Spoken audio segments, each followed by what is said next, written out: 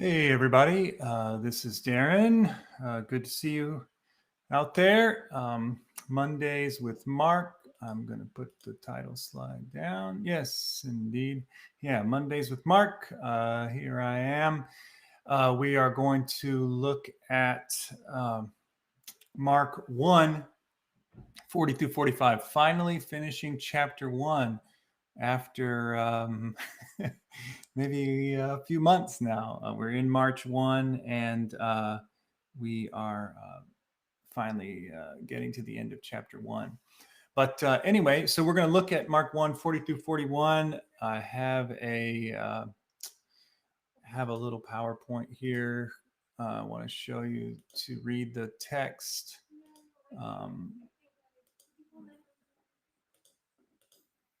That was me.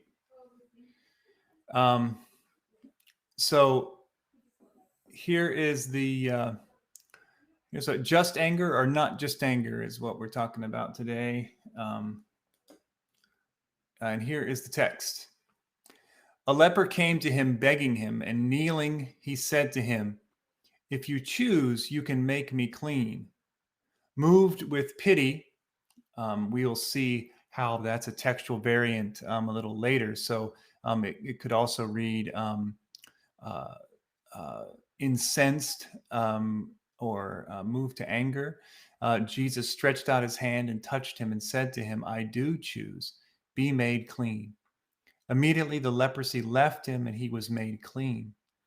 After sternly warning him, he sent him away at once, saying to him, "See that you say nothing to anyone, but go, show yourselves to the priests, and offer for your cleansing what Moses commanded, as a testimony to them." But he went out and began to proclaim it freely and to spread the word, so that Jesus could no longer go into any town openly, but stayed out in the country, and people came to him from every quarter. All right, so there you go. Let me jump back. Yeah, so this cleansing of the leper, most people think that's it's not exactly the right designation. It doesn't mean the same thing as what we think of as leprosy today, but doesn't really matter that much. Someone with a skin condition, someone who would have in that time period been considered unclean, outside of the community, needing to separate themselves, needing to not participate in regular worship, in all of the things that would have made you a full whole member of society. So this person is outside of that and comes to Jesus and says that Jesus is able to make him clean, able to bring him back into the community, able to take care of whatever the skin, whatever the problem is, able to take care of that. And Jesus, of course, is able to do this and does do this for the the beggar. I mean, for the leper who asked this of him.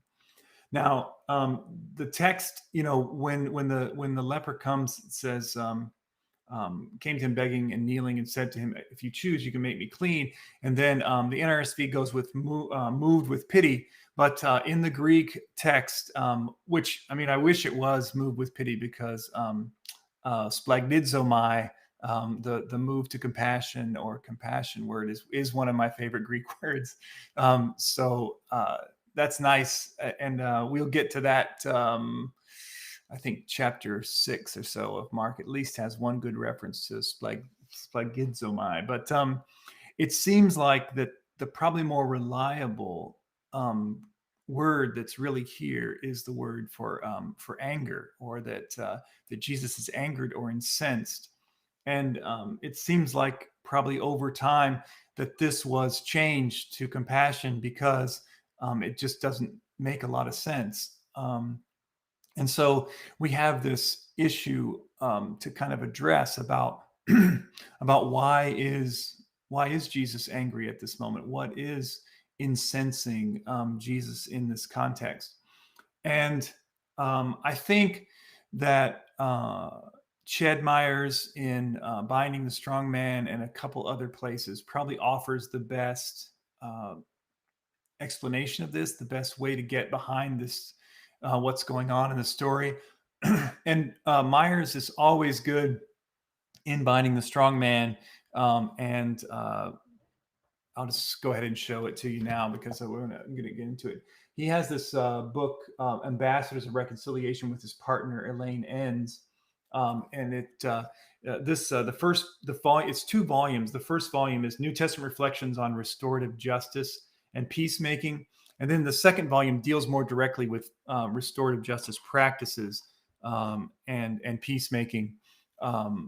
Instead, after the biblical explication of the idea in the first volume. So he goes into this in this volume as well. But anyway, what he really shows is that what you have to think of when you think about the priests and the temple and the whole religious structure is we can't keep it separated into, religion on one side, politics on another, doctors and healing on the other side. All of this was one big healthcare system, one big way to have a full and whole community, and all of those things were connected, from religion to government to healing practices. All took place underneath the leadership of the priests. And so when this person comes to Jesus, it hints at there's being something dramatically wrong with the way things are supposed to set up to bring him healing and to bring him help. So that's the first thing, is that there's a challenge here. Pulling a Marco Rubio there. There's a challenge here to the social structure, to the system as it is. And we see this when Jesus sends the leper cleansed back to offer what is required before the priests.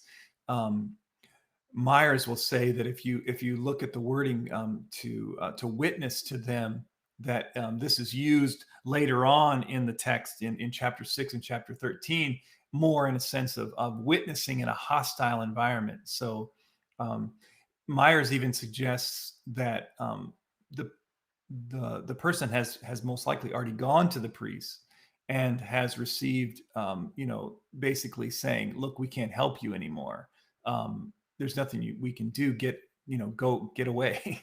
And Jesus cleanses this person and sends him back as a witness, not only to the healing and to do what the law requires in gratitude for what God has done, but also in a sense of witnessing to what Jesus is doing and the kingdom being near in the healing of this person.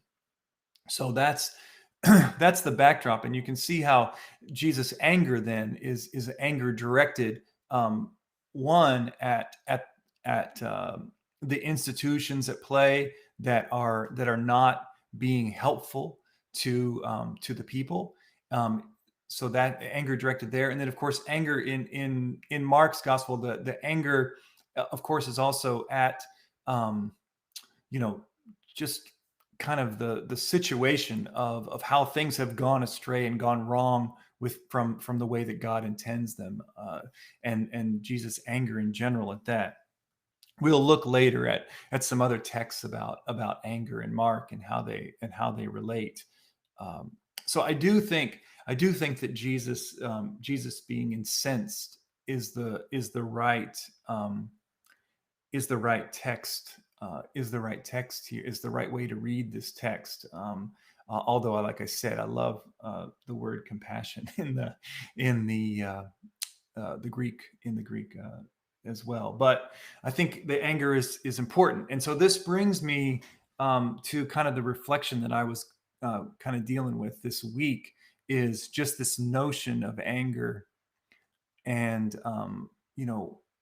where is the place in this Christian spiritual life and the spiritual life in general, in life in general, for anger, a righteous indignation, or whatever you want to call it. Where is the proper place for that?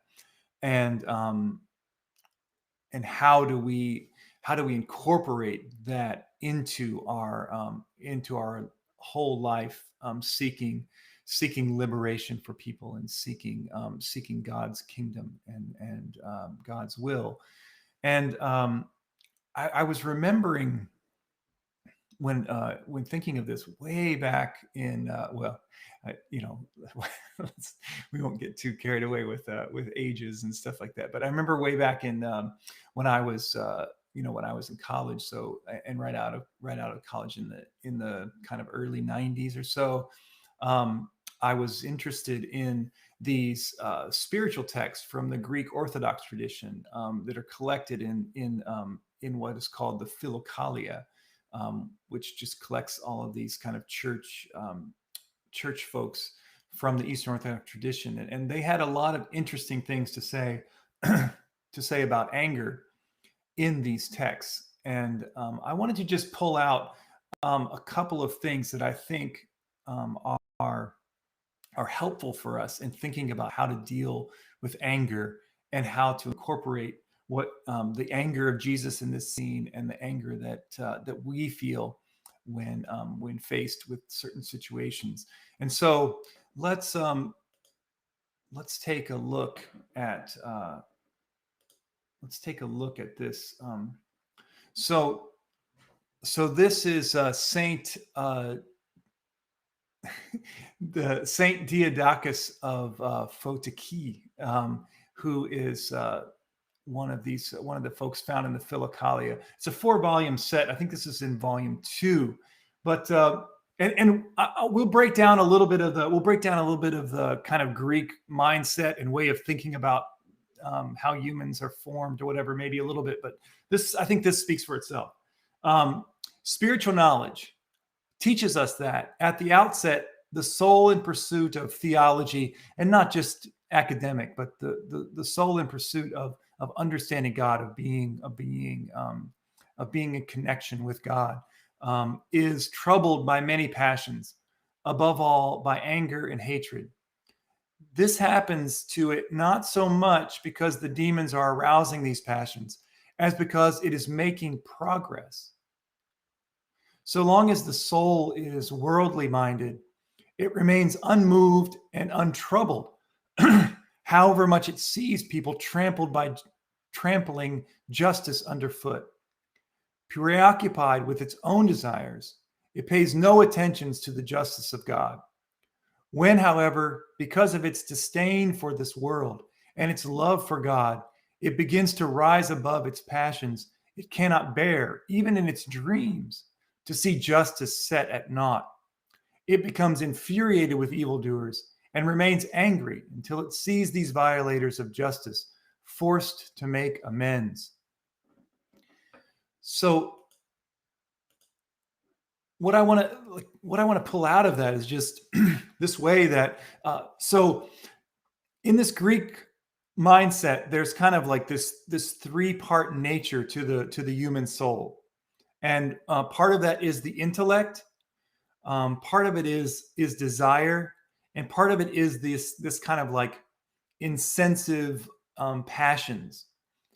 And you can think about it this way: like you have this kind of way of this intellect that kind of helps you shape and see how the world is, and kind of points you in a certain direction about what you think is right and what you think is the right way to go. And then you have desires, your desire to see justice done, your desire to see liberation for people and wholeness, and people to be able to live free. These are deep desires that we have to see the world a certain way, and they help us to move along toward the goal of what we set with our intellect and with our mind. And then different than that is these kind of like fleeting and moving insensitive kind of passions that come along. And that's the way a lot of these Greek fathers and mothers too understood the way that our selves work. And what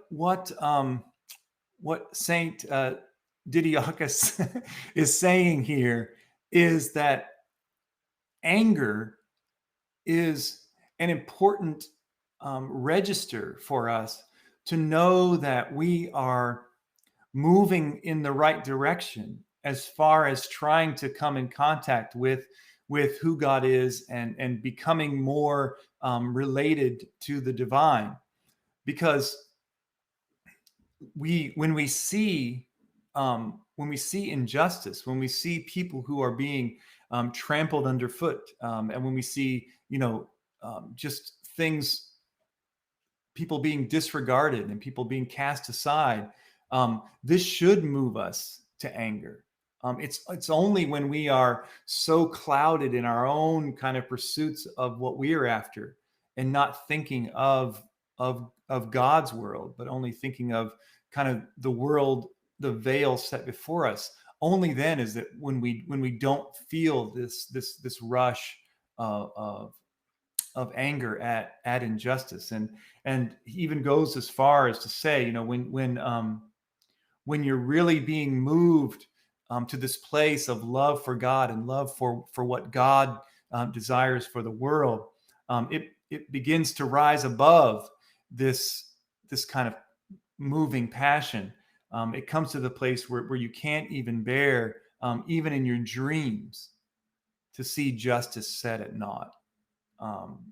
Yeah, I think that's yeah, I think that's really powerful. And we have to like think about that. This comes from people who are this comes from people like that are like the desert fathers and mothers and the monks who are just spending all of their time trying to get to this place of communion and connection with God, and they're coming to this understanding in the midst of that.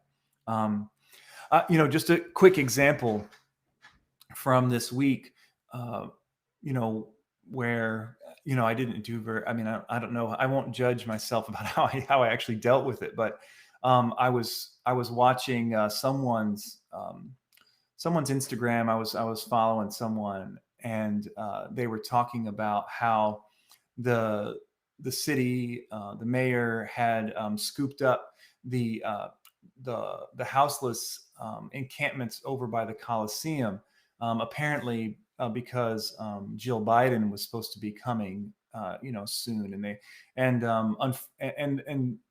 to add to it, a lot of some of the mutual aid groups in the city had recently helped these houseless folks to get tents and equipment and stuff to keep them warm, and of course it's been just this like freezing cold, and then now this like just disgusting kind of chilly rain, all of this. And you know my first reaction of course is just this like this anger, this kind of just this you this is just so wrong, and it's not what I think is right. It's not what I desire for the world, and this kind of anger gets added on top of it. um there was an option, there was a chance to send to do a shoot, to sign on to a petition or make a phone call.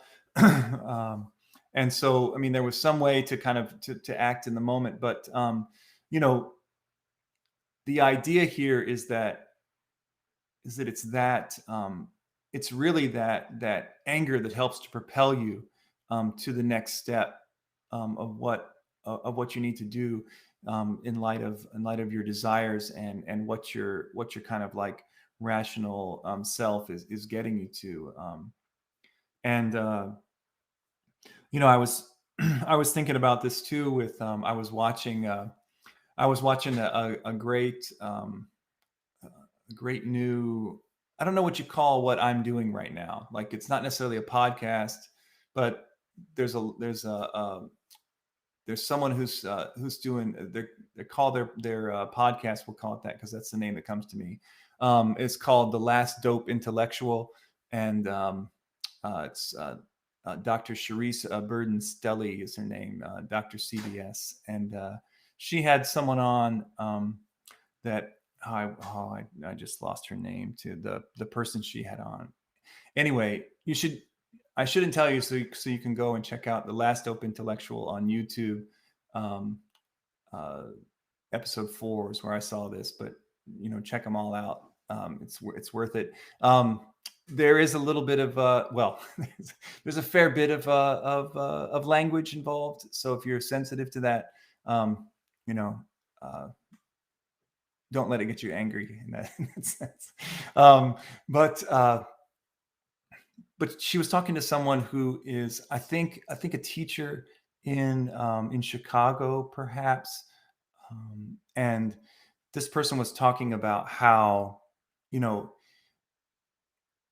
just if you start from a place of focusing on what is the best thing for Black children, and you start looking at the world through this lens of, what is this doing to improve the lives of Black children? There's a lot of stuff in the world that's going to just make you angry, and I think this summer, for example, with George Floyd and Breonna Taylor and Ahmaud Arbery and so many other things, it was the anger that moved people out into the streets, and when people got out into the streets, that's where political education can happen. That's where people can form organization together. People can form ways to help each other, ways to talk about what's right and just and the world that we all desire. But sometimes it takes that anger to get us out the door and on into the next place. And we shouldn't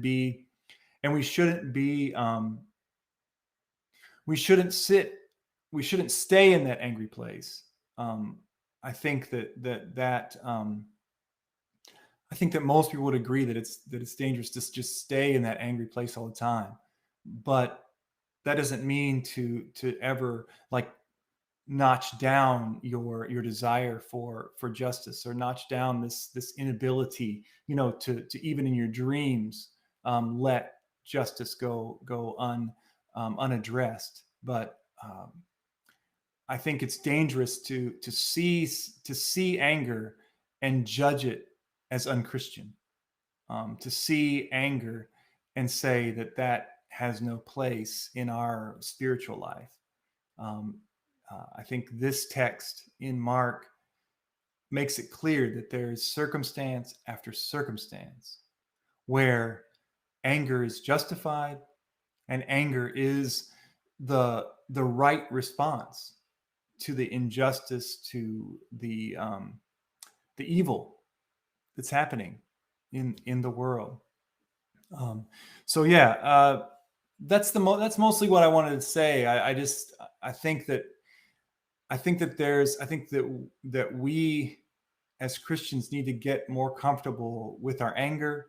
We need to learn how to express it in lament. We need to learn how to express it in action. We need to learn how to move from anger to a place that is that stays at the same level of intensity, but also includes some reflection, some community conversation, some ways of working together and thinking together into the next space that needs to happen. Yeah, so I did have a couple. I did have a couple more things, but I really just I think that's the main thing. And yes, I'll let me put this up because I was just about to finish with that. Yeah. So this week, don't forget this week that um, the uh, the text, the lectionary text, is John 2. Um, John 2, where Jesus goes into the temple and sees what's going on, and you know has to overturn their tables, and take these things out. This is the John version, so it's a little different, but you see his disciples remember that it was written, "Zeal for your house will consume me." This idea of zeal uh, is I mean, that's a whole nother conversation. I mean, this idea of zeal and what that means. There's the whole group of violent revolutionaries that's kind of on the sides that Jesus is in conversation with his whole life, and of course Mark's community is in conversation with as well. Are called the zealots. They have zeal for what they believe God is calling them to. So yeah, I mean, this is not it's not easy ground to walk on. This is not necessarily always a clear and safe space that we're moving in when we get into conversations about anger and zeal, and just how far things are from the way that God intends them to be, and how we get to what God is calling us to, and what it will take. That, yeah, I mean that's not a it's not an easy or comfortable conversation, because we know that things are, we should be able to, just like Jesus in the scene in John, right? We should be able to just go into a scene, look around, and be like, mm-mm, some stuff's got to get overturned here. Some stuff's got to change. you know um yeah. And I mean, I'm going to confess right now that I am way more comfortable talking about this from here than actually doing it. So I'm at the stage right now of wrapping my head around it. And um, yeah, I appreciate anyone who will challenge me to do more with it. And I think that's another thing. We have to be comfortable with people calling us out, that saying that we're not doing enough with our anger and our zeal, or it's just not there. Because I think that's a real criticism of where the church is right now, in a lot of people's minds, is that there's not enough um, there's not enough zeal for what the Lord uh, requires, and what God is calling us to. So I could pull up my quote from the letter from Birmingham jail, but I don't have it set up. But basically, this is the thing that King is talking about at the end of that letter, is that we're at this crossroads, this place of judgment as the church, and he was talking back in the 60s, right? That if we don't get to this place where we have the kind of you know zeal and commitment that the early church had in their witness, um, we risk losing the hearts and minds of millions of young people. He said that so many young people he talked to were, I think, disgusted, and disappointed and disgusted, I think was the words he used. Don't quote me on that, but yeah. Yeah. So let's as we move into this